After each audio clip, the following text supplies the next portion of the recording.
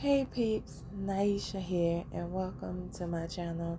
Today I'm going to talk about episode 4 of season 4 of Bridgerton. Um, if you want a recap, you can watch the other videos that I made. But basically I'm going to give you like just a little recap of what happened in episode 4 of Bridgerton. So basically, I'm just going to, I'm just going to just do a little quick recap.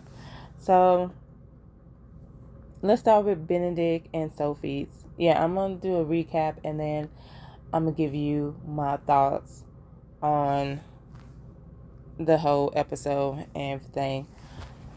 Though the non-spoiler thought is that this episode, I ain't gonna lie, the ending pissed me off a bit.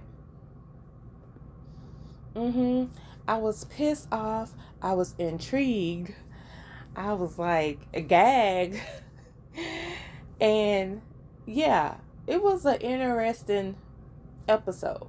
So that's all I have to say about like episode 4 without spoiling. That was very interesting. It ticked me off. It made me a little flustered at times, made me clutch my pearls and things like that. But yeah, it was an overall good episode. That's the non-spoiler. Now we're going to get into the spoilers. So if you don't like spoilers, yeah, I don't know what to tell you. So anyway, so basically, after intense longing, Benedict and Sophie share a passionate encounter in the Bridgerton house, leading Benedict to ask her to be his mistress. And of course, Sophie is taken aback and she walks away from him and goes to rejoin her her friends that she made in Bridgerton household, because now she works there as a maid. Yeah, she works as, I want to say, I forgot what her I don't think it's a maid per se, because in the beginning of episode 4, Bridgerton, not Bridgerton, but Benedict is talking to his mama, and his mom is telling him that they don't have any more, like they don't have any, room for her to hire anyone else. However, because Sophie saved Benedict's life, she ends up Violet ends up like having something for her to do, and basically she's basically like the, I want to say, I don't want to say lady in waiting for I don't want to say lady in waiting for not Francesca, but Eloise and Hyacinth. But I just want to say she's their personal maid. Yeah, she's their personal maid and things like that. And also we end up learning a lot about Sophie. Like, Sophie is a jack of all trades. She could do anything. Like, she could do anything. So I could see why the maid wars happen. Like in episode, I want to say, what was it? Was it episode 3? Yeah, episode 3. I could understand why that happened, because she could do it all. Like, I mean, she could do it all. It, like, yeah, it was crazy. Also, Benedict and Sophie, they do have little moments here and there, but like, they really get into it at like the end of the episode 4, and I was, yeah, I'll talk about my thoughts later about what Benedict asks her.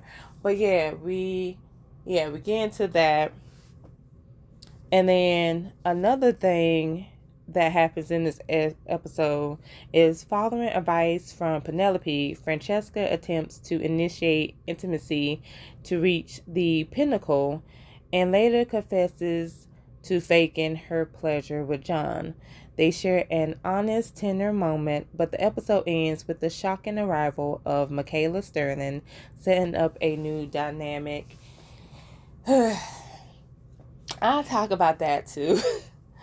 And stuff like that. Like, I get into my thoughts in that. And then some other things that happen. Well, one thing is Lady Danbury setting Alice up. Like, I'm telling you, that, I'm sorry, that was funny. Like, okay, so Lady Danbury, if you watch like from episode 1 to 3 and then to now, you notice that Lady Danbury, she tired of the court. She's tired of the ton. She wants to go see the world. She wants to travel. She wants to go back to her homeland, to visit her homeland and things like that. She just wants to do things. And she can't because, the queen, she needs a friend there. And so Lady Danbury decides to find the queen another lady in waiting, and she ends up setting Alice up to be the next lady in waiting for the queen. And I ain't gonna lie, that ish was funny. And of course, like, Alice is pissed and stuff because when Lady Danbury visits Alice the next day, we see Will. He's sitting in a chair and he's like, Alice, she mad. She ain't mad at me. She mad at you. I ain't gonna lie, that was funny to me. And then Lady Danbury's like, yeah, she knows she's mad at her and stuff like that. And then Alice comes out and she's like telling Lady Danbury, like, I don't want to talk to you. Like, you set me up. Will expression in this scene when Lady Danbury and Alice are talking is funny to me. Like, I'm sorry, but oh my goodness, I wish I had a picture of it because, man, it was just so freaking hilarious to me. I was like, because like he was making the same faces that I was making, like, because I'm just saying, Lady Danbury knew she was wrong for that. She knew she was wrong for that, and and it seems like she's getting Alice on board to be a lady in waiting because Alice is like, she don't want to do it, but like Lady Danbury says it's a privilege and things, and she hyping Alice up big time. She's hyping her up. She's hyping her up like big time, and then of course, we have Violet and Marcus. And let me tell you,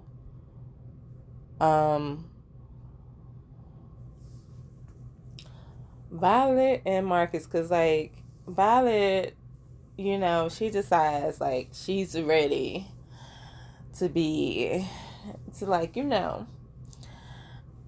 intimate with Marcus. And I just love the way that her housekeeper, I forgot her name. Dang it, I forgot her name. But I like how her housekeeper is like smooth with it because her housekeeper's like, I'm going to get everybody out of the house. Violet even gets the kids out of the house. And then when Marcus do come over and, Violet is, she in her little, like, her little lingerie. I just like the fact that she told Marcus, she literally told Marcus, she said, I'm the tea you'll be having tonight. I was like, oh, excuse me. Ooh, spicy. I like that. I was like, oh, I wish we had more of that. Like, I wouldn't mind more scenes with that. But we did get to see Marcus Tushy. A little bit of his tushy. He got a nice little bit of tushy. But yeah, no, like I was mad that we couldn't get more of they scene because like I'm just saying, I was like, okay, okay, Violet, I see you. You get in your garden water. Mm-hmm. Mm-hmm. I like that. And that's like basically that's just basically, episode 4 just all together. So let's get into my thoughts because I'm gonna break it down. Um, with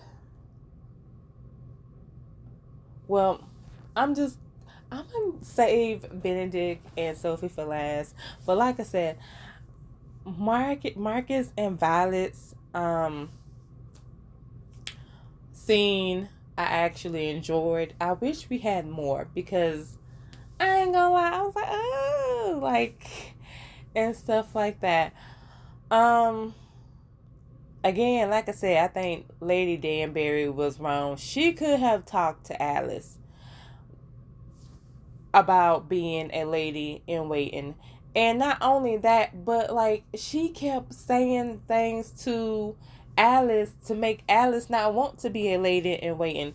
I'm sorry, but if someone comes up to me, like if one of my friends come to me and they talking and they telling me all the negative about a job and stuff like they telling me all the negatives about the job, like just all the negatives and things like that, and also well not the negatives but saying like how they are exhausted, they want to do things, they want to do other things, and then they basically like ambush me and like talk me up to their boss. I'm a I'm gonna be like Alice. I'm gonna be ticked off too because I was like, you just said that you were tired, you ain't feel like doing it no more.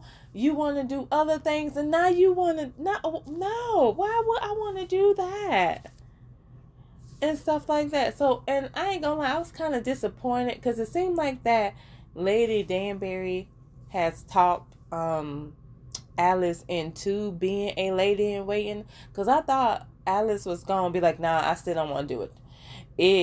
It may sound awesome and wonderful, but I still don't want to do it. I still don't want to do it. I still don't want to do it. Like, I really wanted her to say that, but like, it seemed like she's going to do it. Nonetheless. Okay, so now Francesca and John. I'm gonna be honest, I actually like Francesca and John. Like, as a couple, like, they're lovely and things like that. And I think her scenes trying to reach the pinnacle, and it's so funny to watch and stuff, and also just see their dynamic because I feel like they have a beautiful relationship and things like that. However, I just feel like every time Michaela comes into the situation, like Francesca would just look at her, like, like that spark would be in her eyes and stuff like that. It kind of downplays her love for John, especially because I be hearing people like, cause I forgot this guy, but this guy on Instagram, he talks a lot about Bridgerton and stuff like that, um and in his comments people were saying how Francesca was like truly loved John, and she ain't paying no attention to like Michael like that. And so it's like I wish they would have went that route, like have Francesca not pay any attention to Michaela into it's time for like their actual season. You feel me? Cause like we're in Benedict and Sophie's season and things like that. And it's like again, I feel like we should just be seeing John and Francesca in love. Like I'm just saying, like we should just be seeing them in love and not just like Francesca, like, it seems like she's just in a safe, comfortable relationship. Like, it seemed like she's settled in a way. Even though, like, in the beginning, it didn't seem like she settled. It seemed like she was in love, and then she looked at Michaela, and she's like, oh, like, it's like, it's like, I kind of wish Michaela would kind of, like, I kind of wish it was flipped. Like, if Michaela was looking at Francesca like that, it would have been totally fine to me. Because it's like, okay, because, like, Francesca is, again, in love with, John. So, I just kind of wish, like, they would be better when it comes to that relationship with like Francesca and John, because Francesca is supposed to be in love with John too, not just Michaela, but John as well. So I'm gonna need for Shonda Rhimes and her team to get it together, because like it just seems like Francesca is not just settling. That's just me. Also, there's a moment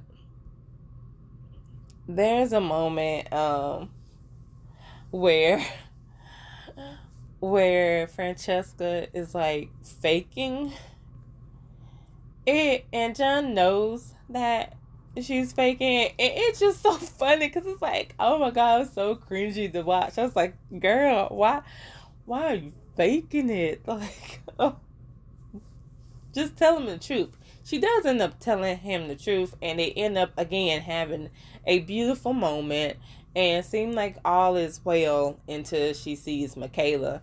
And of course, Francesca's like, it's good to see you, Michaela. And Michaela's like, is it? Because it looked like you've seen a ghost. And it's like, I'm glad, yeah, like, at least someone noticed that, like, she has these weird expression when Michaela's around. And it's like, I'm going to need for y'all to stop.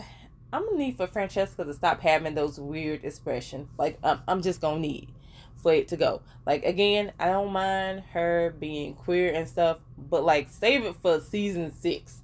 Because, again, I want to see the love between her and John. And I'm gonna be honest, because I don't really see the love between her and John, especially when Michaela is in the picture. I'd be like, okay, now I just want to see her and Michaela. Like, I'm just saying, I'm gonna need for Francesca to tell John, like, adios muchachos, and get with Michaela, because the way she be looking at her like she a goddess. And trust me, Michaela is beautiful. However, it's like, from what people have told me about Francesca's book, they tell me, well, I'm not telling me, but from what, like, I've seen people written and, like, talk about, they say, like, Francesca was, like, she was in love with John. And basically what she had with Michael, that was, like, her second chance at love. And so it would be nice to see her actually be in love with John as much as he is in love with her, because you could tell he's in love with her and stuff like that. So it would be nice to see that part.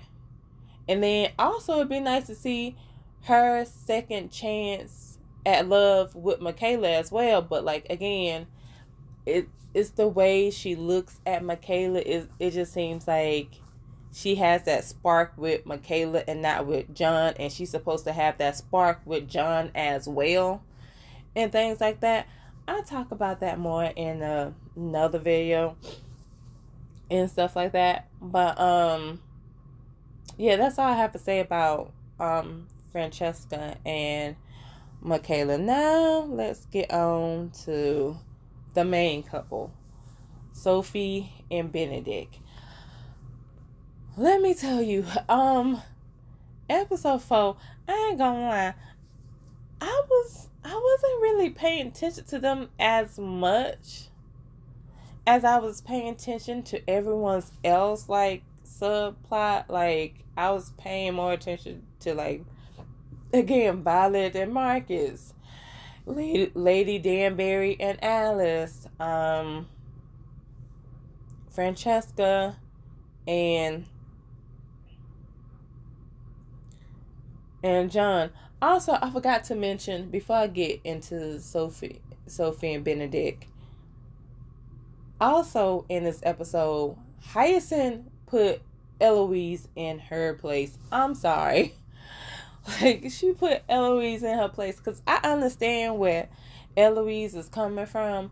However, being an older sibling and stuff like that, sometimes what your youngest sibling needs is for you to listen to them and stuff. You may not like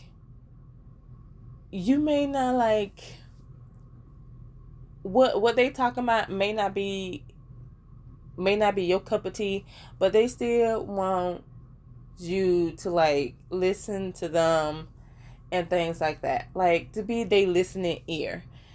And I feel like that's all Hyacinth wanted. She just wanted to talk to Eloise because it seemed like Hyacinth, like, it seemed like she doesn't really have that many people to talk with, and so she gravitates more to Eloise and things like that. Because, like, she does talk to other people, but it just seems like she gravitates more to Eloise. And Eloise keep being like she don't want to hear it and things like that, and Hyacinth basically just let her have it. And it was very understandable because, like, Hyacinth is, to me personally, she's kind of like a mixture of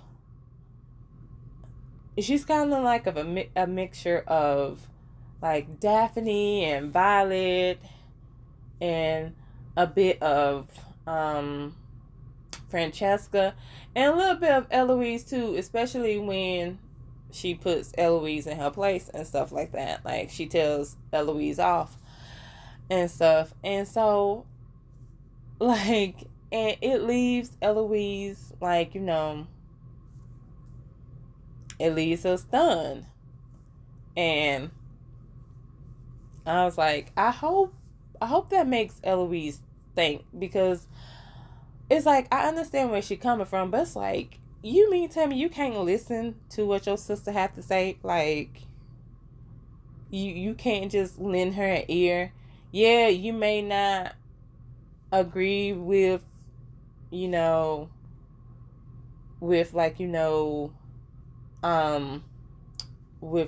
marriage and things like that, but it's like, what's wrong with listening to her? What's wrong with her just gushing? Like, because, like, you could tell that, like, this brings joy into her eye, like, the whole etiquette. She's, like, excited.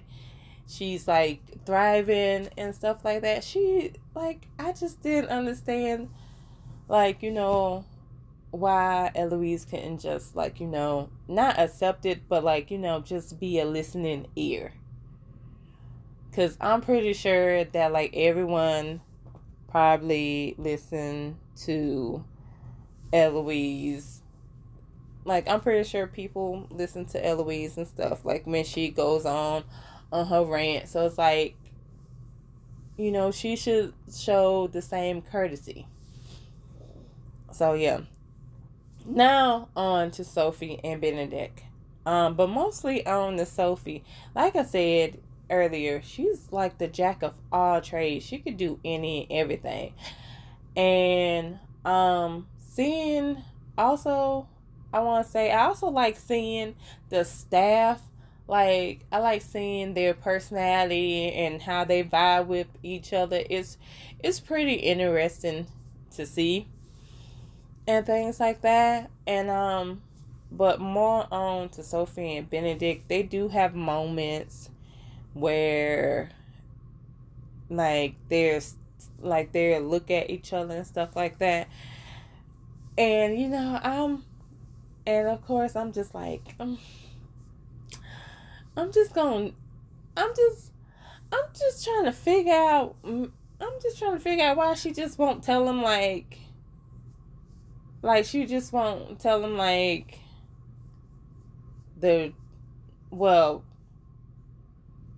tell him about her backstory and stuff like that, because also in the episode Violet tries to get Sophie to talk about her background, and she's not budging. She's like, yeah, she don't want to talk about it. And I forgot who Violet was talking to about Sophie too, but she was just saying how she wanted to protect her and stuff like that. And I just feel like Violet is very curious about Sophie, because again, Sophie could do so many things, and also she knows different languages and things like that. She knows about different subjects. So it's yeah, there's more to Sophie and things like that. And I just can't wait until part 2, because Ish is going to hit the fan hard. Also, when Benedict and Sophie have their intense moment when it seemed like they're finally about to give in to each other, Benedict ruins the freaking moment by saying, "Will you be my mistress?" And that's when everything stopped. Everything stopped. I'm telling you, everything stopped. I was like, I ain't gonna lie, I was mad. I was mad. Cause as soon as he said that, cause she had a smile on her face. That smile was wiped off her face. And Benedict's looking confused, cause he's like, what's going on? And and then you hear one of Sophie's friends calling her, hey, Sophie, where you at?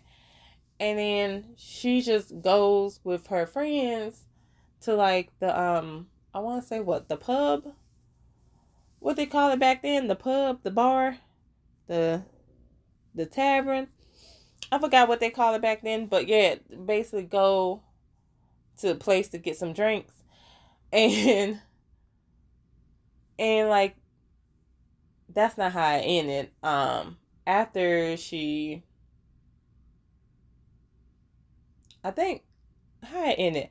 Oh yeah, how it ended was I forgot to mention this, but early in the episode, they were talking about someone moving into the house next to the Bridgertons, and come to find out who's moving into the house is the Penwoods, and Varley is their housekeeper now. And it's oh snap. And all I have to say, side note, I was trying to figure out why the Countess of Penwood, I was trying to figure out why she looked so familiar. Come to find out, it's home. Come to find out, she played Cho Chang in the Harry Potter series. I was like, oh my goodness. I ain't gonna lie, that made me feel old. For her to play the wicked stepmother, that made me feel old. I was like,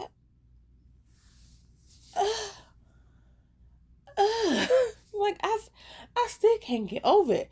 Now, I will say that Katie, Cause I don't know how to pronounce her last name. I don't want to butcher it. But Katie, I was like, I ain't gonna lie, she playing this wicked stepmother role. She playing this to a T. I love it. However, I was just shocked because I was like, oh my goodness, like it's like, oh, we get up in age. Like, oh, mm. Like, I'm sorry, you don't understand. I was a youngin' when, like, Harry Potter came out, and to like, ugh, whew, it's like, oh, grief. It's crazy. But I'm pissed off at Benedict, and I understand why he asked Sophie to be a mistress, because again, earlier in the episode when he was talking to Colin, Will, I feel like there was somebody else too. I feel like, oh yeah, and John. Yeah. When they was talking, and Benedict, I think either Benedict or Will, but one of them mentioned to Colin and John how Anthony had mistresses and things like that. And so, yeah, I could see where Benedict got that idea, but it's like, Benedict, no. It's like, But overall, like I said, this was a good, interesting, like, episode. It had me clutching my pearls, especially with Violet and Marcus, especially Violet, because Violet, that line she used, I'm gonna use that line on my man. Yep, I'm gonna use that on my love.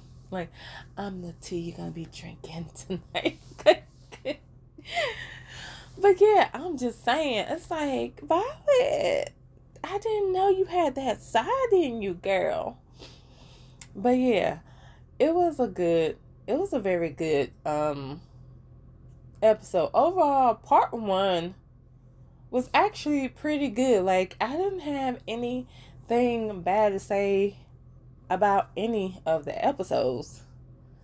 So yeah, like, it's like, okay, it's kind of weird, because I'm gonna tell you, season 3, I had a whole lot of things to say. Oh, I had a whole lot. Very heated.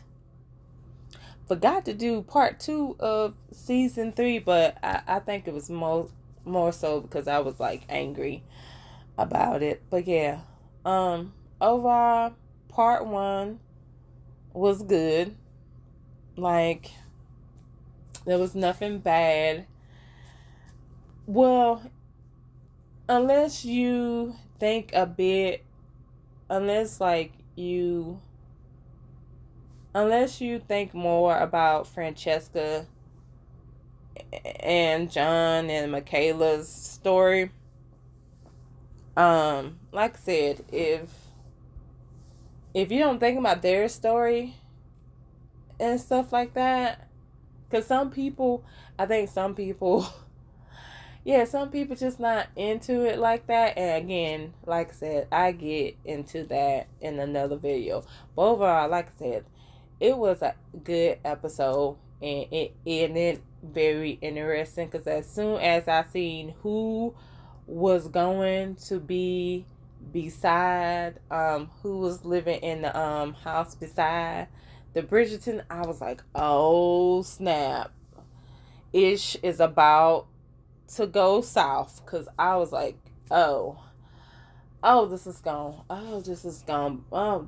be crazy. And I know Penelope, because like, I don't even think Penelope knows that her mom told Varley to like kick rocks, basically. So yeah, part 2 is definitely going to be interesting. I can't wait. But that's all I have to say about episode 4 of season 4 of Bridgerton. Let me know down in the comments below what you guys think.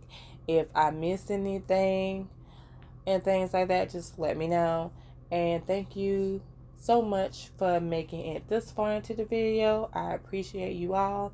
And please don't forget to like, share, and subscribe. And until next time, see ya!